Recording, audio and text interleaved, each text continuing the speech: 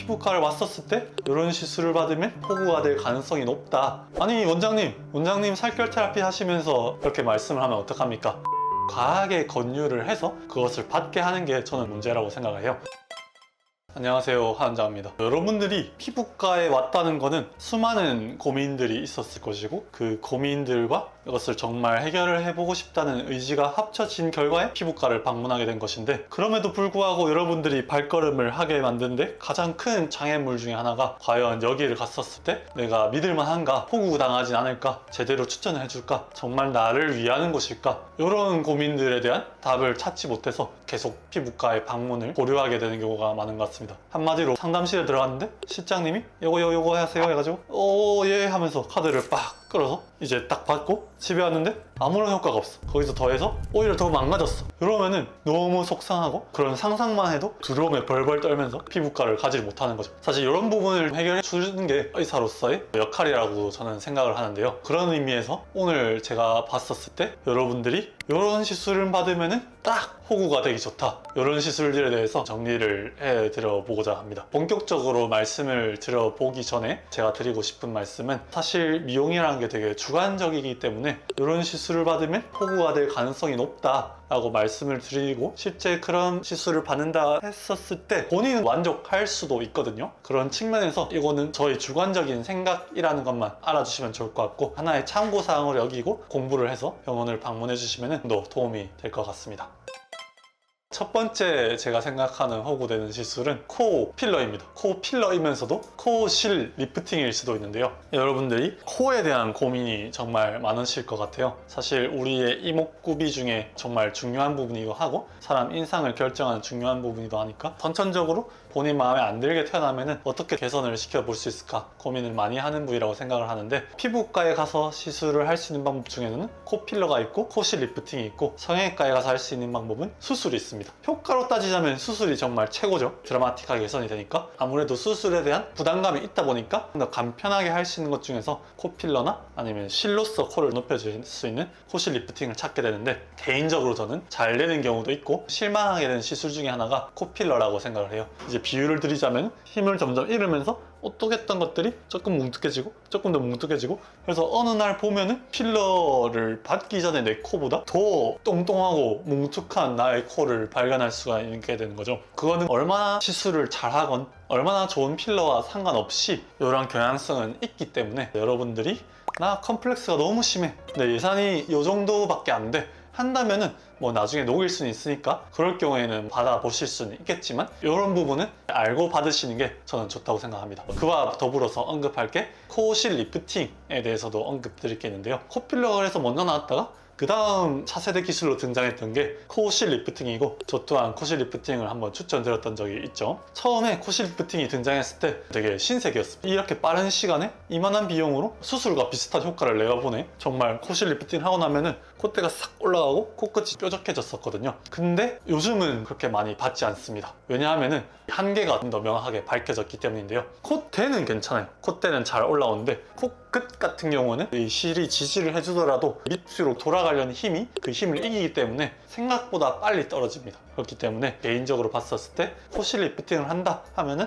콧대의 고민 있는 분들이 받으면 정말 좋다고 생각을 하지만, 코끝 아니면 콧구멍의 모양 아니면 이 콧볼이 고민인 분들 같은 경우에는 확실히 한계가 있기 때문에, 만약에 여러분들이 코에 대한 어떤 리프팅 시술을 받으러 갔었을 때 코실 리프팅을 추천받았어. 근데 이 코끝에 대한 효과를 너무 강조하는 경향이 있다. 이럴 경우에는 주의해서 들어야 할 필요성이 저는 있을 것 같습니다. 요약하자면은 코필러는 비추, 코실 리프팅은 한다면은 대는 정말 좋다, 이렇게 말씀을 드릴 수 있을 것 같아요. 두 번째는 여드름 흉터 모공 시술입니다. 아니 원장님 살결 테라피 하시면서 그렇게 말씀을 하면 어떡합니까? 라고 여쭤보실 수가 있을 것 같은데, 사실 진짜 호구되기 좋은 시술이긴 하거든요. 왜냐? 효과가 내가 생각했던 것보다 없어. 요건 근데 애초에 모공 흉터의 시술의 특성에서 기인되는 거기도 해요. 살결 테라피, 저희 병원이 진행하는 흉터 모공 치료를 받아도 생각보다 효과가 없는 분들도 있습니다. 왜냐? 애초에 이 모공 흉터는 아직까지 정복된 영역이 아니기 때문에요. 그럼에도 불구하고 꼼꼼하게 하고 최신 기술을 썼을 때 조금 더 나은 효과를 볼 수 있는 거지, 이걸 받았을 때 드라마틱하게 모공이 싹 사라진다거나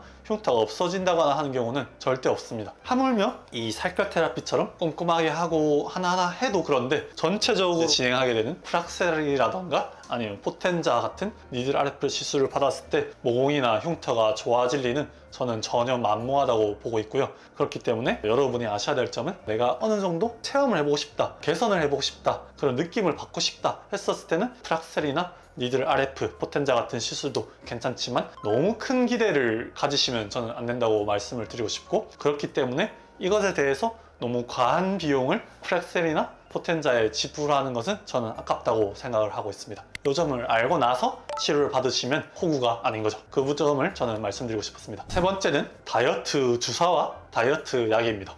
이 말을 하면은 다이어트 원장님들한테 돌팔매질을 받을 수도 있을 것 같은데, 당연히 효과를 보시는 분은 봅니다. 근데 저의 주관적인 경험을 말씀드리는 거예요. 저는 한때 헬창이었던 의사로서 정말로 다이어트의 최고인 것은 식습관과 운동이라고 생각합니다. 근데 그거는 여러분도 당연히 알겠죠. 그게 안 되니까 이제 찾아가는 곳이 피부과인 거 저도 압니다. 그러면 그 상태에서 피부과를 찾아가면 어떤 솔루션을 제시를 해주느냐, 다이어트 주사나 다이어트 약을 먹을 것을 권장을 드려요. 물론 도움이 되는데 보통 가면은 식단을 같이 추천해줘요. 그리고 운동 습관을 같이 추천해줘요. 그러면서 주사를 맞는 걸 말씀을 드리고, 만약에 여러분이 생활 습관이 안 잡힐 경우에는 주사를 맞아도 효과가 없을 거라고 말하는 병원이 아마 많을 겁니다. 그런데 여러분, 그 식단과 운동을 잘 살펴보면은 사실 주사를 안 맞아도 이것만 하면은 살이 빠지게 돼 있어요. 그렇기 때문에 저는 다이어트 주사에 있어서는 여러분들의 의지, 식습관과 운동 습관이 더 중요하고, 주사는 곁들이는 정도로만 생각을 하면 좋다고 생각을 하고요. 그렇기 때문에 내가 뭔가 다이어트에 대해서 큰 결심을 했어. 그렇다면은 그 결심과 행동력을 커다란 비용의 다이어트 주사에 지불하기보다는 나의 어떤 의지력, 운동과 생활 습관에 좀 더 투여를 하면 좋을 것 같습니다. 더불어서 말씀드리고 싶은 게 다이어트 약인데요. 다이어트 약 같은 경우에는 여러 가지 종류가 있지만 향정신성 의약품으로 분류가 되어 있습니다. 무슨 말이냐 하면은 이 약을 먹었을 때 여러분의 감정 상태와 기분에 영향을 미친다는 뜻이에요. 그렇기 때문에 우리 몸의 대사를 올리고 에너지 소모량을 올리는 기전의 약이다 보니까 약간 붕 뜨게 만들고, 한마디로 에스프레소 원샷 탁 때렸을 때 확 올라오는 그런 느낌이 하루 동안 지속이 되는 거죠. 일반인들의 경우에는 괜찮을 수가 있는데, 내가 원래 조금 우울감이 있다, 아니면 원래 뭐 조울증이 있다, 이런 분들한테는 이런 작용이 되게 안 좋게 작용할 수가 있고 삶의 질을 되게 많이 떨어뜨릴 수가 있습니다. 그렇기 때문에 제 개인적인 가치관상 다이어트 약을 처방받으러 오시는 분들한테는 한번 만류를 드리긴 합니다. 그래도 원하시면 환자분의 선택이기 때문에 처방을 드리긴 하지만 이런 점에 대해서는 꼭 알고 드셔야 될 것 같고, 네 번째는 실 리프팅입니다. 실 리프팅 잘 받으면 정말 좋은 시술이긴 한데요. 제가 지금 말씀드린 실 리프팅은 V라인 같은 게 처지고 마리오네트가 나왔을 때 이 실을 이렇게 넣어서 위로 탁 걸어준다 한들, 그것이 뭔가 뼈에 탁 연결된 게 아니라 피부 표면에 박혀 있는 거기 때문에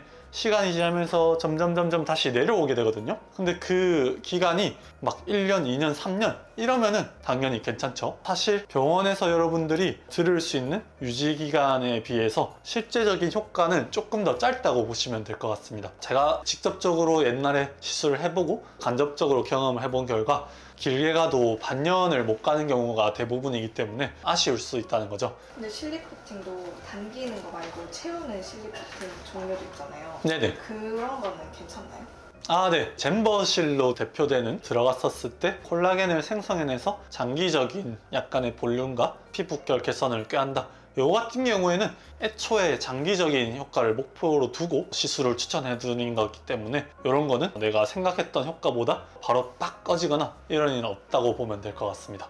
다섯 번째 호구되기 좋은 시술은 수액입니다. 그런데 보통 수액을 맞았을 때 내가 이 수액을 맞으면 항노화가 될 것 같아, 덜 늙을 것 같아, 혈액순환이 되게 잘 될 것 같아, 이런 기대치가 당연히 어느 누구나 수액을 맞았을 때 있을 거고, 이런 기대치에 대한 비용도 그 수액에 포함이 될 수가 있을 거죠. 이거는 사실 모든 시술이 다 마찬가지긴 한데 기능적인 수액의 비용을 넘어서 기대적인 비용이 너무 커질 경우에는 우리가 실제로 수액을 맞았을 때 가져올 수 있는 효과 대비 지나치게 많은 비용을 지불할 수가 있다라고 저는 생각을 해요. 사실 피곤한 분들은 안 피곤하니까 수액 맞아야지 하는데 그래봤자 내일 또 피곤해요. 그 다음날 또 피곤해요. 그럼 맨날 수액 맞을 겁니까? 그건 아니라는 거죠. 피곤함에 대한 원인은 따로 있을 것이고 그것이 뭔가 일시적으로 혈액순환이 개선이 되면서 좋아지는 느낌은 들 수 있겠지만 거기에 대해서 너무 지나친 비용을 저는 지불할 필요는 없다고 생각을 하긴 합니다. 오늘은 하 원장의 주관적인 5가지 호구픽에 대해서 말씀을 드려보았고요. 코에 대한 시술과 여드름 흉터 모공 시술, 다이어트 시술, 실리프팅, 그리고 수액에 대해서 말씀드렸습니다. 다시 한번 강조하지만 이 시술들 자체가 저는 나쁘다고 말씀을 드린 게 아니라 이 시술들이 사실 필요 없는 분들인데 이것을 과하게 권유를 해서 그것을 받게 하는 게 저는 문제라고 생각을 해요. 여러분들이 이런 거에 대한 정보를 아시면은 그런 일을 미연에 방지하는 데 도움이 될 수 있을 거라고 생각하고요. 두 번째로 말씀드리고 싶은 것은 여러분들의 지나친 기대가 문제가 될 수도 있다고 저는 생각합니다. 근데 그 한계들에 대한 설명을 안 해주는 것도 뭐 어떻게 보면 공급자의 잘못일 수 있겠지만 그런 거에 대한 지나친 기대를 갖고 실제로 일어나는 현실의 효과보다 너무 기대를 가졌을 때 발생하는 문제 또한 저는 소비자의 책임도 일부 있다고 보기 때문에 그런 것에 대해서 똑똑해지고 공부를 하고 방문을 해서 스마트한 소비 라이프를 즐기면 좋을 것 같다고 저는 생각을 합니다. 이상 하 원장이었습니다. 감사합니다.